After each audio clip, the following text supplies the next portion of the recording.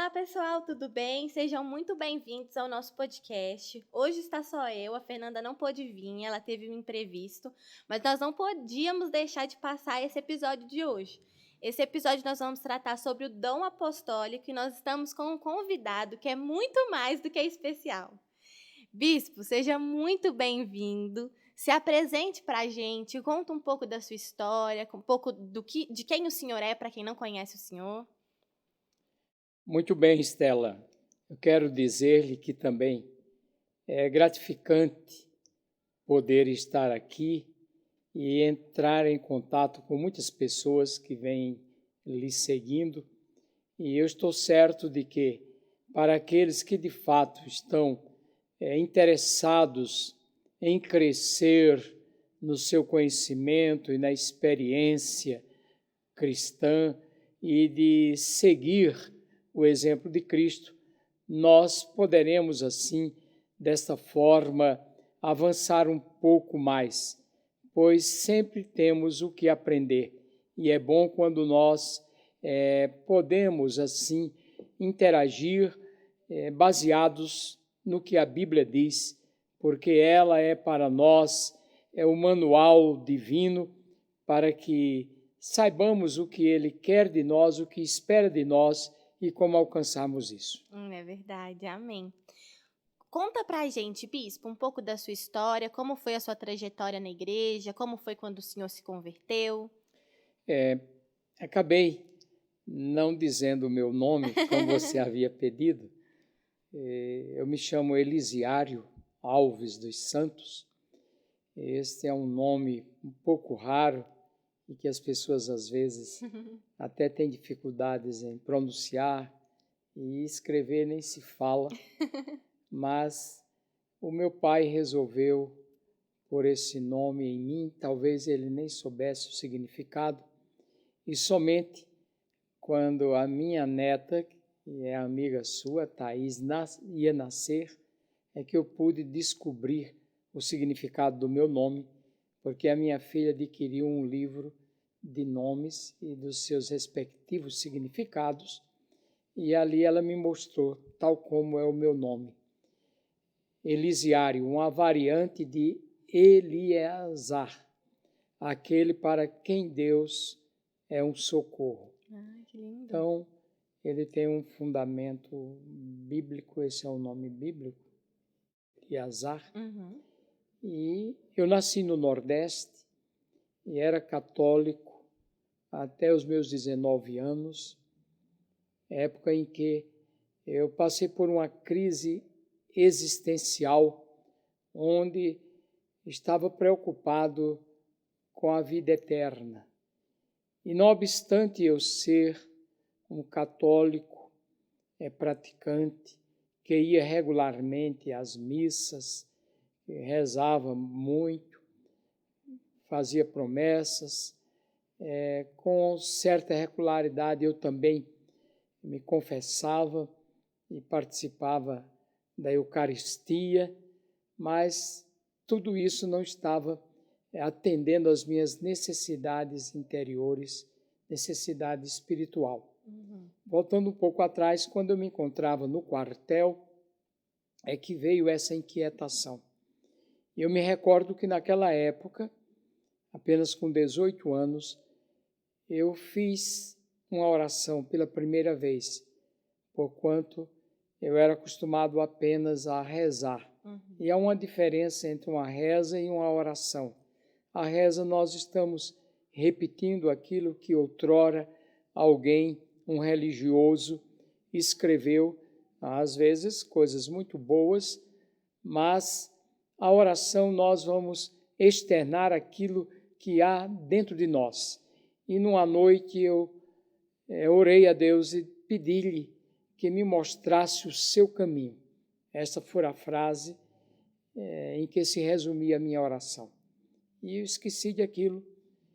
E meses depois foi que eu me dei conta, lendo a Bíblia, e a partir dali Deus abriu os meus olhos e eu comecei a entender que precisava me relacionar com Deus através de Jesus Cristo e desde então a minha vida passou por uma grande transformação.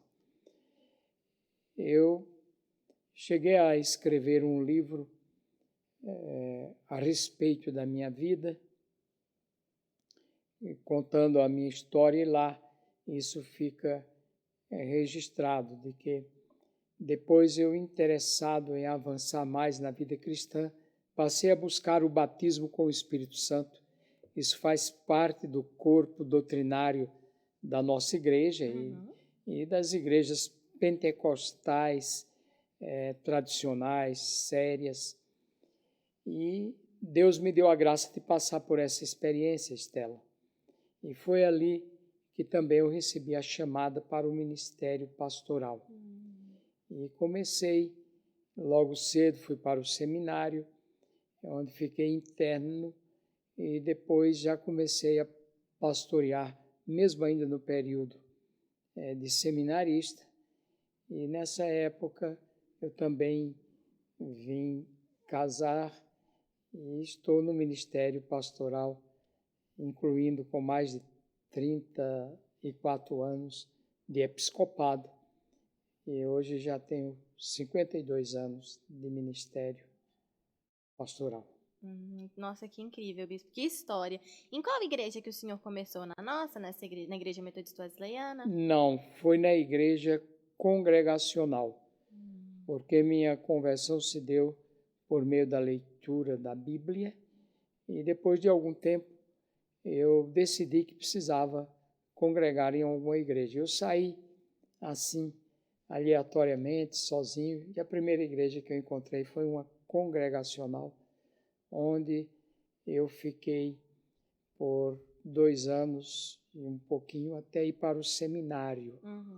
E vindo para o Paraná, lá não havia igreja congregacional na cidade de Londrina, e ficava muito distante, a quase 300 quilômetros, a próxima, e foi que eu conheci um grupo de seminaristas wesleyanos, e nós começamos a orar juntos, a evangelizarmos juntos, e foi gerando uma amizade.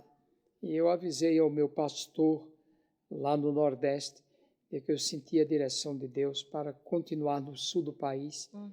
E lá eu fiquei por 9 anos, e depois vim para São Paulo, o Rio, depois voltei a São Paulo, e depois vim estar aqui no meio dos mineiros. Que bênção, pastor. Bispo. Mas também não deixa de ser pastor, né, bispo? Fique tranquila, Estela. Depois disso tudo que a gente entendeu e ouviu do senhor, qual que é a principal diferença que o senhor consegue ver das igrejas na época da sua conversão e das igrejas que nós temos atualmente? É uma excelente pergunta essa sua, porque para quem está na igreja evangélica há pouco tempo, talvez não se dê conta a respeito das mutações que aconteceram. Sim. Mesmo aquelas igrejas que são mais conservadoras, elas também passaram por essas mudanças. E é lamentável, eu digo isso com certo pesar, que tem havido assim, um certo relaxamento no que diz respeito à vida devocional, à vida com Deus, a leitura da palavra. Verdade. Uma vida mais voltada para os princípios cristãos. Hoje há muita relativização e há muita permissividade. É lógico que existem aqueles grupos mais sérios, mais conservadores, e que lutam por isso. E é bom que nós vejamos a diferença entre nos adaptarmos às mudanças que são necessárias e os princípios bíblicos que são inegociáveis. Então é isso que eu tenho a dizer, porque naquela época eu observava que mesmo um jovem que frequentava a igreja regularmente, esse jovem, ele era mais voltado para a vida piedosa. Eu me recordo ali, no finalzinho da década de 70, quando eu vim pastorear a Igreja Central de Petrópolis. Na época, era uma jovem, que hoje ela é missionária, já uma senhora com uma boa idade. Ela me pediu para começar uma reunião de oração com os jovens, às segundas-feiras à noite. E eu consenti-lhe. E ela começou, parece-me que a primeira reunião tinha 4 jovens, contando com ela. E aquilo veio crescendo, tomando corpo, e depois era a segunda reunião mais frequentada da igreja, onde havia centenas de jovens que se reuniam regularmente todas as segundas-feiras para orarem e levarem a sério a vida cristã. Desses, dezenas são pastores e alguns até mesmo bispos. Alguns que foram, pela graça de Deus, pessoas que eu tive o privilégio de levar ao batismo, de pastoreá-las, porque a vida cristã tem isso. Sim. É muito importante isso que o senhor ressaltou. A gente tem princípios que são inegociáveis. E tem princípios que nós conseguimos... Tem coisas que nós conseguimos nos adaptar, porque a vida muda, o nosso contexto muda. Mas o que é certo sempre foi certo e sempre vai continuar sendo certo. E o errado, da mesma forma. Então, é bem difícil quando a gente vê mesmo alguns jovens que, muitas das vezes, até têm sede, mas não sabe como buscar, não sabe o que fazer e vai levando tudo pela barriga, fazendo tudo de qualquer jeito. E a gente acaba vendo um pouco menos de frutos, igual o senhor teve na sua época, frutos de pessoas que se converteram, que permaneceram e são pastores, são missionários, são bispos. Então, são frutos que devem ser muito prazerosos de colher, né? Hoje o nosso episódio é voltado um pouco para o dom apostólico e eu queria que o senhor explicasse para a gente um pouco do que seria esse dom, o que o senhor enxerga como dom apostólico.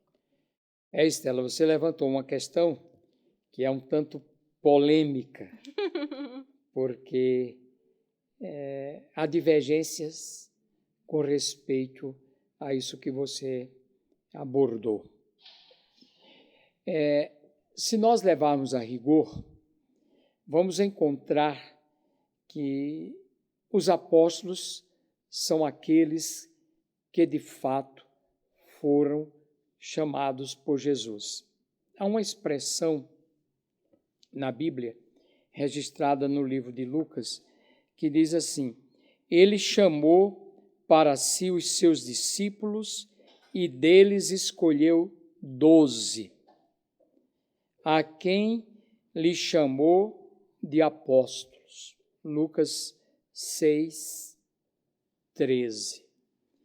Essa palavra apóstolo, ela já era citada em muitas ocasiões, e vem do grego apóstolos, e que transliteraram para a nossa língua, e quase não houve mudança, mas que significa enviados.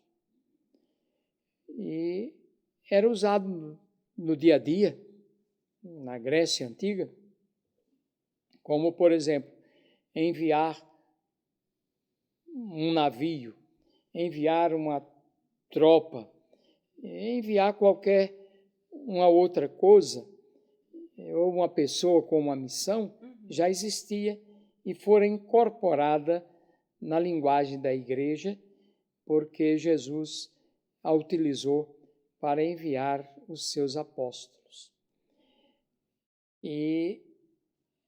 ou os seus discípulos, que receberam o nome de apóstolos. Mas veja que, para que isso acontecesse, Jesus já tinha caminhado um bom tempo com aqueles que começaram a acompanhá-lo e que haviam se comprometido como discípulos. E mesmo assim, Jesus passou uma noite em vigília, orando a Deus para verificar quem de fato ele iria chamar. É isso que o contexto registra. Então entendemos que para ser um apóstolo de Jesus, teria que passar por um crivo muito rigoroso. E a grande prova disso, nós vemos que quando aconteceu o fato de um deles, Judas Iscariotes, trair a Jesus e depois, por causa dos remorsos, que não foram nem arrependimento, mas um peso, uma culpa, e ele, mesmo tendo andado tanto tempo com Jesus, não descobriu que Jesus estaria sempre disposto a abraçar e acolher aqueles que reconheciam os seus erros. Prova que também Pedro, havendo negado, depois Jesus foi ao encontro dele. Sim. E Pedro continuou a sua caminhada. Mas, para preencher a vaga de Judas Iscariotes, os discípulos, logo após a ressurreição, entre a ressurreição e lá o Pentecostes, eles se reuniram e ali escolheram Matias. Mas as exigências que eles estavam levando a sério era que acompanhassem Jesus desde a Galileia e que fosse até o final da jornada dele sobre a terra. Pessoas que estivessem totalmente comprometidas com Jesus. E lá puseram em votação entre dois nomes e Matias fora eleito. Então, nós vemos que há um grupo especial para fazer parte daqueles que Jesus escolheu para dar continuidade à sua obra após a sua partida. Entendi. Então, é interessante o senhor falar que a gente precisa ressaltar esses pontos, que tem então uma diferença entre os apóstolos de Cristo e pessoas que hoje falam que têm o dom apostólico e que seguem o dom apostólico. Qual seriam essas principais diferenças? Eu consigo hoje ser um apóstolo fazendo o quê? Exato. Eu já disse o significado da palavra apóstolo, que ele precisa ser enviado. E eu respeito os que se dizem apóstolos, não vou polemizar, mas nós não podemos nos auto-intitular. Nós temos que ser chamados e depois enviados e reunir algumas qualidades. Os apóstolos, naquela época, eles recebiam também dons de operarem sinais, milagres e até maravilhas, que eram uma forma de comprovar que eles haviam recebido uma missão especial da parte de Cristo Jesus. E os apóstolos também, eles prezavam pela doutrina. Eles eram responsáveis pelo corpo de doutrinas da igreja, como, por exemplo, quando houve uma polêmica por causa dos judeus que achavam que os gentios que estavam se convertendo deveriam guardar a lei de Moisés, deveriam se circuncidar e deveriam ser mais recatados com respeito a costumes, a forma de se alimentarem, coisas assim. Então, houve o primeiro concílio em Jerusalém e os apóstolos tiveram que discutir e tomar uma decisão e, no final, dizerem: pareceu bem ao Espírito Santo e a nós. E ali escreveram numa carta e divulgaram por todos os lugares onde o Evangelho havia chegado e as igrejas estavam nascendo. Outra coisa é que eles deveriam trabalhar focados na promoção do reino e não na sua autoprojeção.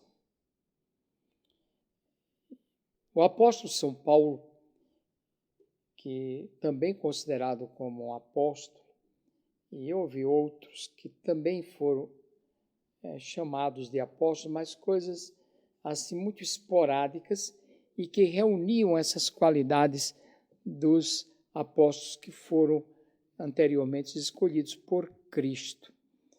E Paulo, ele chegava a não se considerar nem como um apóstolo, ele disse que veio como um abortivo, fora de tempo, e que Deus, na sua bondade, e mais ali Jesus Cristo, melhor dizendo, o encontrou no caminho de Damasco, o chamou, o vocacionou, usou um dos seus discípulos lá de Damasco, Ananias, para ir orar por ele, para que ele fosse recuperado das suas vistas, que naquela experiência ele ficara cego, e mostrar como iria ser a sua vida dali para frente, a importância de sofrer por causa do seu nome. E Paulo passou por tudo isso, preso, maltratado e, por fim, morto. A tradição diz que Nero mandou passar ao fio da espada. E os apóstolos, conforme a tradição diz, todos foram mortos, sacrificados, exceto João, que ficou exilado na ilha de Pátimos. Mas hoje o que se percebe, eu quero destacar mais uma vez, que respeito, é que não se vê isso. Se vê para se apresentarem de uma forma com mais destaque, para que os holofotes estejam sobre eles, e não foram enviados, às vezes, para lugar nenhum. Que a palavra apóstolo significa enviado, e geralmente para missões difíceis, de pioneirismo, onde vão enfrentar dificuldades, onde não vão ter certas regalias. Isso foi o que aconteceu com os apóstolos. Muito bem, Estela, da igreja primitiva. E não é isso que eu estou vendo. É verdade.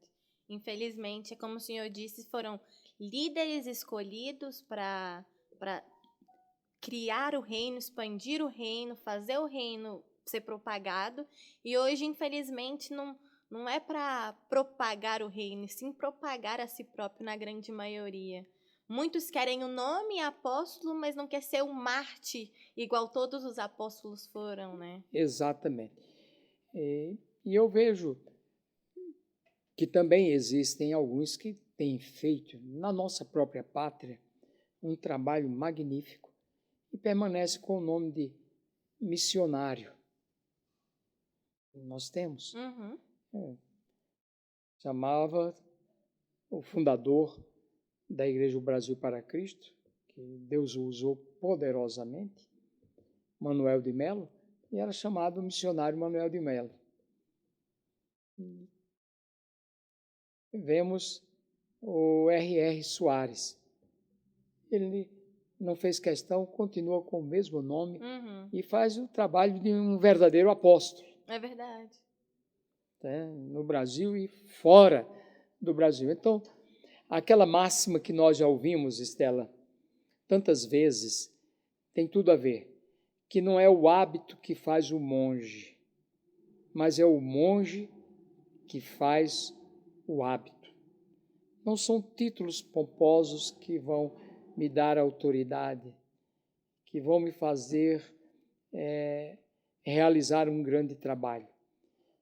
Tem tudo a ver com a minha vida de comunhão com Deus, com a minha forma de me relacionar com o sagrado e com a forma de eu também tratar aquelas pessoas a quem Deus me confiou o pastoreio. Então, isso vale muito mais do que o título. Títulos são tão vazios, né? Não tem essa necessidade grande. E a gente percebe que, infelizmente, quem se preocupa muito com o título se preocupa pouco com o reino de Deus. Olha, parabéns por esse seu entendimento. Compreende? Já que você falou isso, outro exemplo que merece a nossa atenção é a de João Batista. João Batista, não temos dúvida alguma, fora escolhido para ser o precursor do Messias. E não obstante ter sido primo de Jesus, ele nunca procurou estar em destaque. E o seu ministério cresceu, desenvolveu, multidões iam ao deserto para ouvi-lo, apesar de suas mensagens serem bem contundentes, fortes, conclamando o povo ao arrependimento, à mudança de vida. Eram exortações. Exatamente, pesadíssimas. E quando líderes religiosos mandaram uma comissão para saber quem ele era, e se ele era o Messias, se ele era Elias, se ele era um dos profetas, ele disse: eu não sou nada disto. Eu sou uma voz que clama no deserto. Agora vem um aí, esse sim, esse é maior, porque ele já existia antes de mim. E diz: eu não sou digno, ou melhor, disse, eu não sou digno nem sequer de desatar-lhe as correias de suas sandálias. Jesus veio para ser batizado. João até mostrou alguma resistência, dizendo: eu é que preciso ir a ti, tu vens a mim? E Jesus disse: deixa, por enquanto, para que se cumpra toda a justiça de Deus. E depois que Jesus começou o seu ministério público, agora discípulos de João Batista vão reclamar para ele que aquele a quem ele havia batizado, encontrado, que era Jesus, estava fazendo mais discípulos do que ele. E estavam enciumados. E Jesus disse-lhe: necessário é que ele cresça e que eu diminua. Isso sim é que é importante. E quando é mais tarde, João, já preso, manda alguns discípulos ter com Jesus e perguntar se ele era aquele mesmo que havia de vir.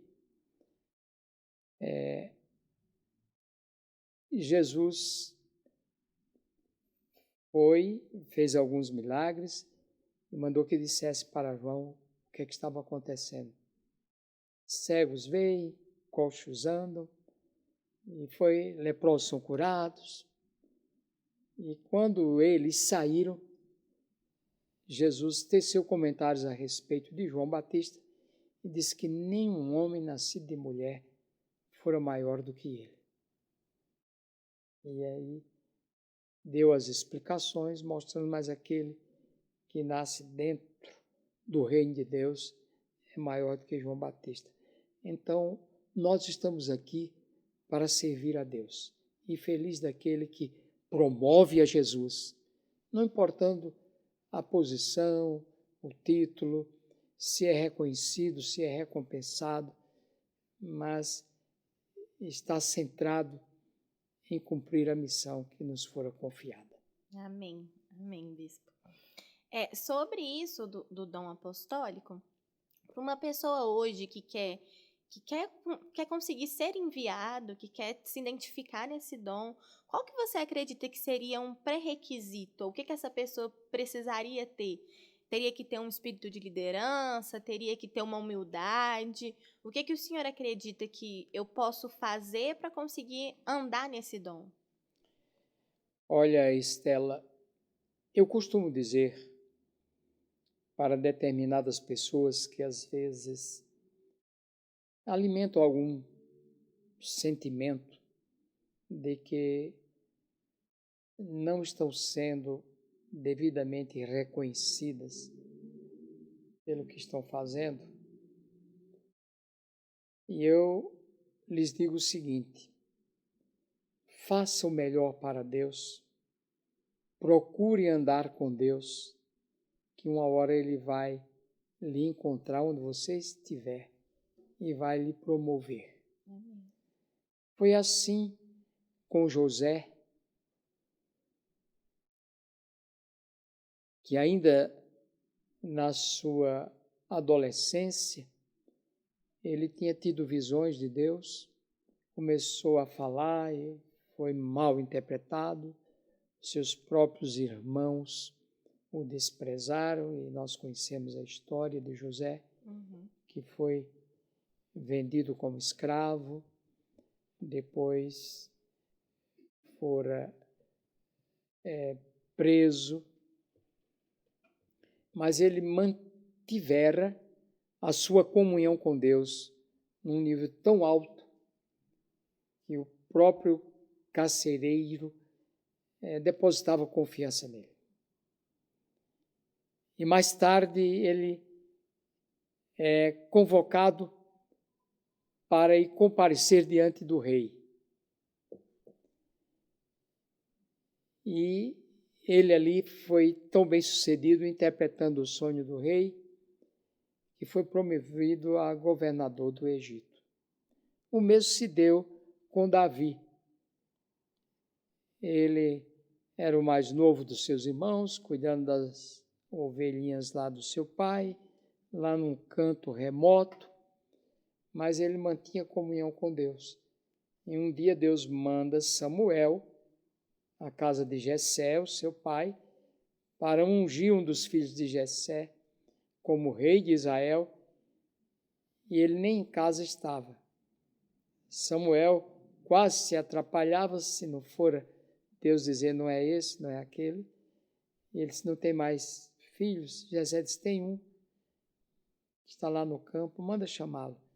E era Davi, que veio ser um dos maiores reis de Israel. Então eu diria para essas pessoas que elas busquem viver a palavra de Deus, andar na presença dele, manifestar o seu desejo e fazer como fez Isaías.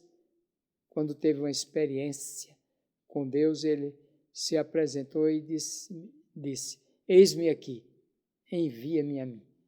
E foi considerado o maior profeta do Antigo Testamento. Se voluntariou, se apresentou a Deus. É isso que eu tenho a dizer. Amém, amém.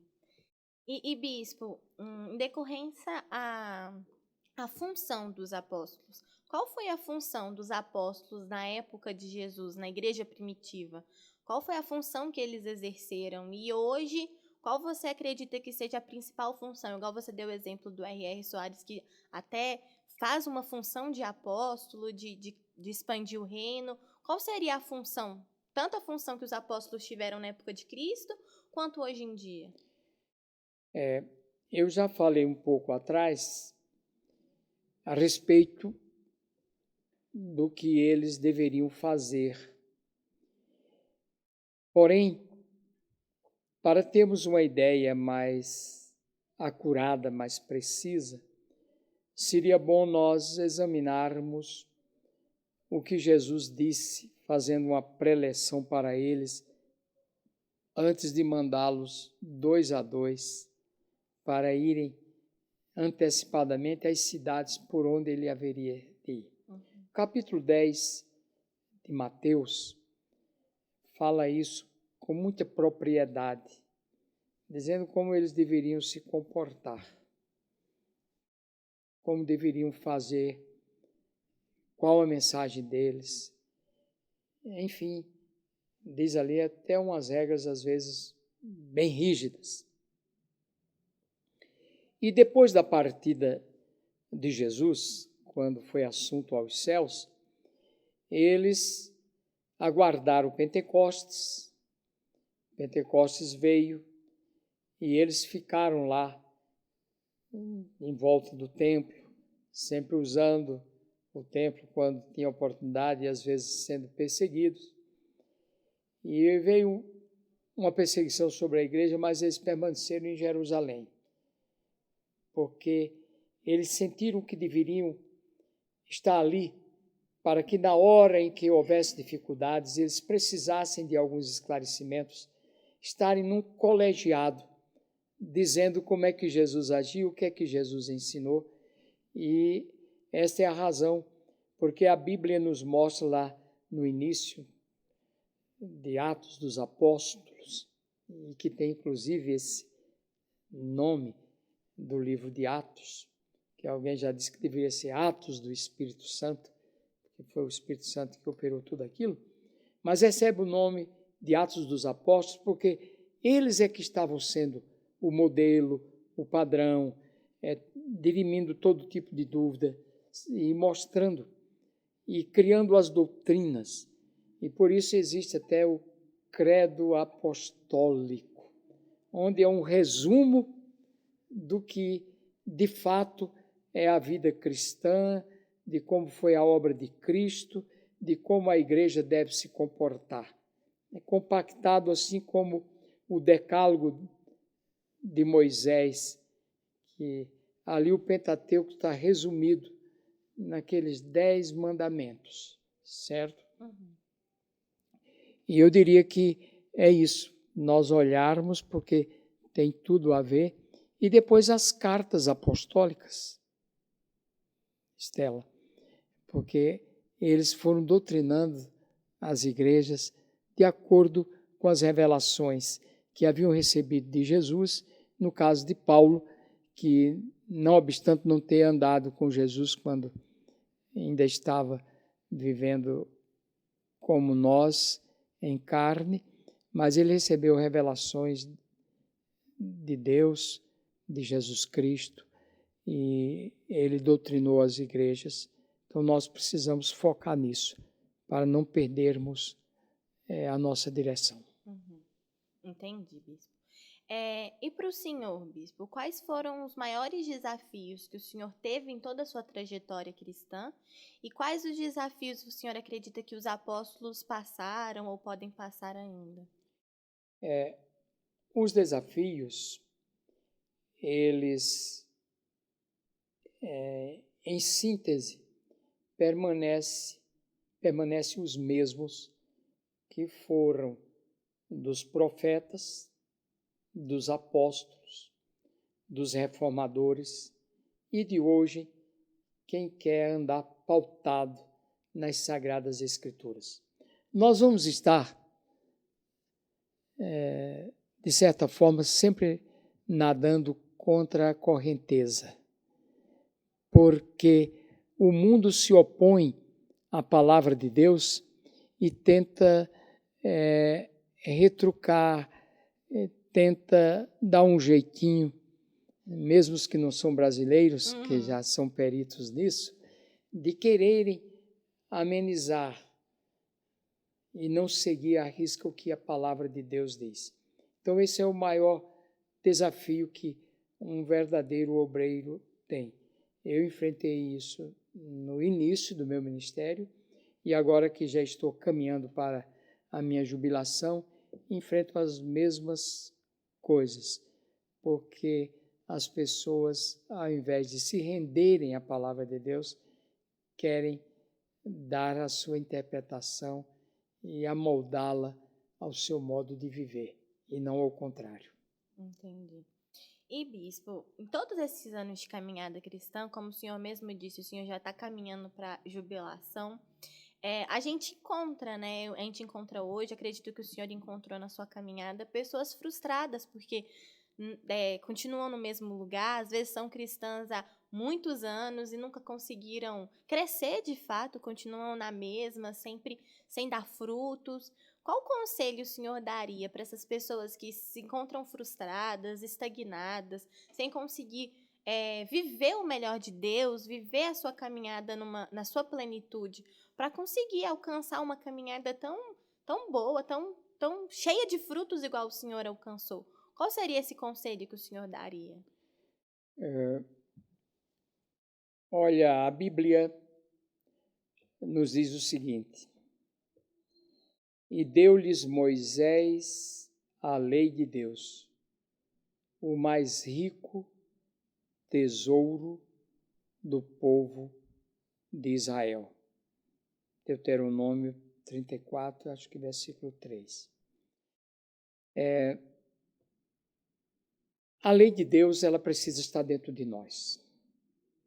O Salmo 119 é uma prova cabal disso, que tece muitos comentários sobre a própria palavra de Deus. E lá nesse Salmo tem uma recomendação para os jovens. De que maneira guardará o jovem puro o seu caminho? Aí a resposta vem em seguida, 119, versículo 9. Observando segundo a tua palavra. E no Salmo 92, está nos mostrando que aqueles que estiverem plantados na casa de Deus, mesmo na velhice, ainda darão frutos. Então, se para Israel a receita era guardar as leis de Deus, ou a lei de Deus, se para o jovem manter-se puro de todas as mazelas que este mundo apresenta, e para o ancião, ele deve também estar plantado na casa de Deus, não tem uma outra saída. É nós trazermos a palavra de Deus para dentro de nós, porque o mestre dos mestres, Jesus Cristo, ele, quando fora tentado lá no deserto, o que ele respondeu a Satanás, que lhe havia dado uma receita, não de bolo, mas de pão, mandando transformar as pedras em pães, ele disse: nem só de pão viverá o homem, mas de toda a palavra que procede da boca de Deus. Para você, Estela, que é jovem, saiba disso. Deixe a palavra de Deus penetrar no seu coração, fazer parte da sua vida, você vai dar muitos frutos. Para um adulto, para um ancião, para um pastor, para, vamos dizer, um bispo, e até os que preferem o título aí de apóstolos ou qualquer um outro título, somente na palavra de Deus nós vamos ter um fundamento sólido, duradouro e que nos faz frutificar para o reino de Deus. Amém. O segredo está no nosso manual de instrução, na Bíblia. Muito bem. É verdade. E segundo Jesus, bispo, para você, qual é o maior ensinamento que Jesus veio, passou, deixou inúmeros ensinamentos, mas qual o maior ensinamento que o senhor levou para a sua vida e que o senhor acha que a gente também precisa levar? Essa sua pergunta eu dividiria em duas respostas. A primeira é que Jesus, ele disse que ele não veio para fazer a sua vontade, mas a vontade daquele que lhe enviou. Jesus, esse sim, era apóstolo, aquele que lhe enviou. E em Hebreus nos fala de que Jesus era apóstolo, nos mostra, ele foi o enviado de Deus. Então ele diz que não veio para fazer a sua vontade. A segunda é que ele diz que não veio para ser servido, mas para servir.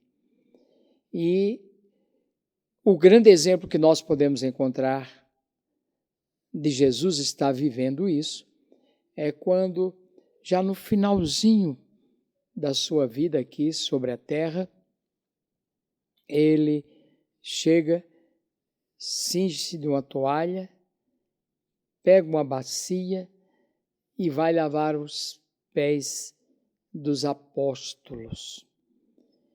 E ali está mostrando que deveríamos fazer como ele, isto é, o espírito de servo.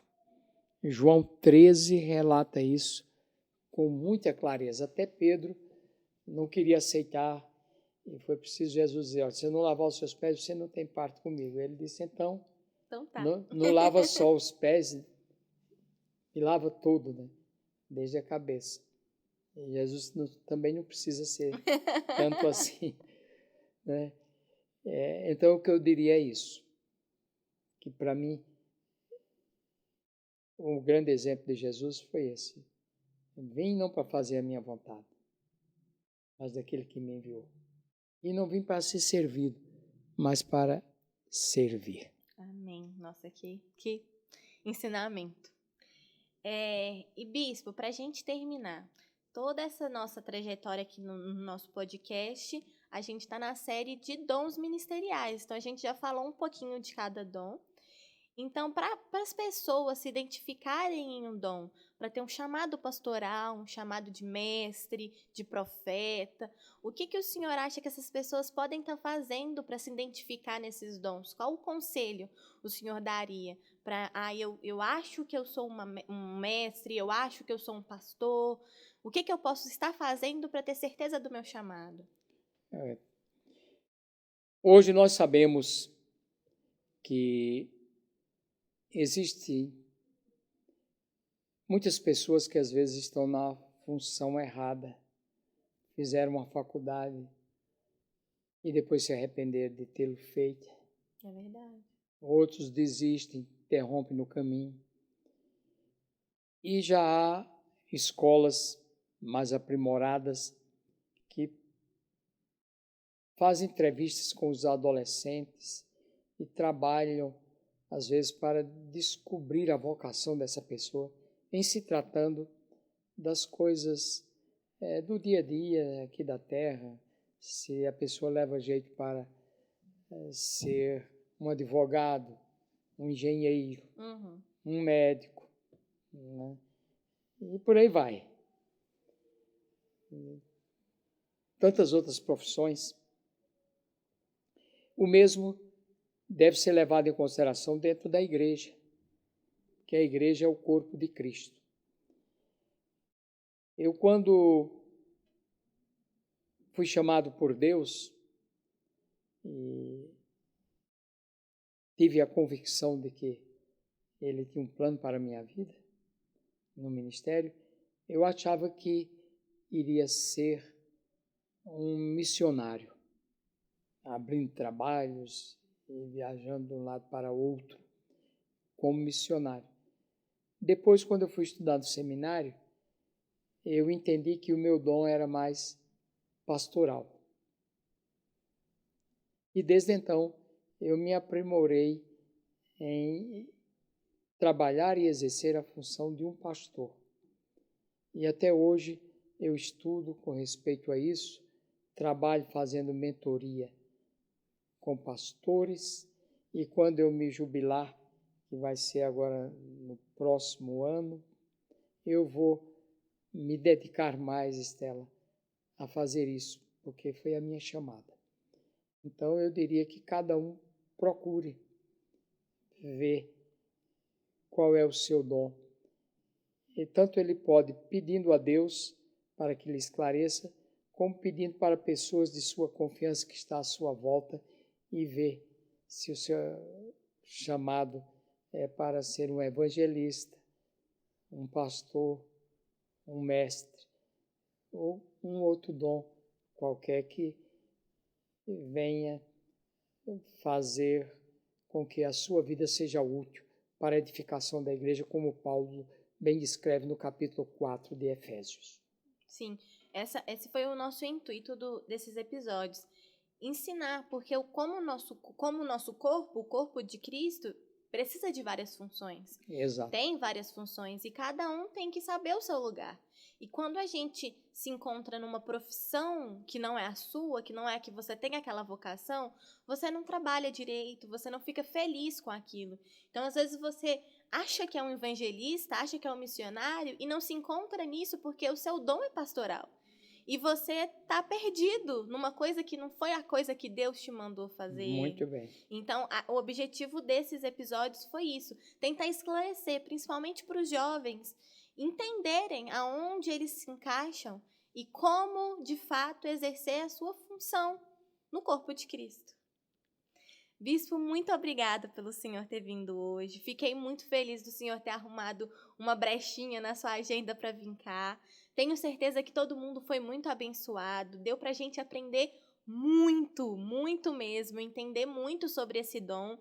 Entender muito sobre a nossa função enquanto cristãos. Então, muito obrigada, de verdade, por o senhor ter se disponibilizado, estar sempre à disposição, me ligou, conversou comigo, esteve sempre com o coração disposto. E realmente, o que é o maior ensinamento de Cristo para você é o que o senhor faz. O senhor sempre serve a gente, então é um prazer poder ter o senhor como nosso bispo, como nosso pastor. Então é muito bom saber que a gente tem pessoas que a gente pode se identificar e pode se espelhar tão perto da gente. Muito obrigada. Amém. Não, a alegria é minha. De fato, estou com a agenda muito apertada, mas eu não poderia agir diferente. E fico feliz em ver que você está no caminho certo, fazendo o papel de uma comunicadora para essas gerações mais novas que vão adentrando a igreja. Que Deus te ajude, Amém. A sua companheira também, Amém. Ao moço que lhe assessora aí, que está dando essa cobertura, e que muitos sejam edificados. Amém, bispo. Muito obrigada. Muito Amém. obrigada, gente. Até o próximo episódio e fiquem com Deus. Amém.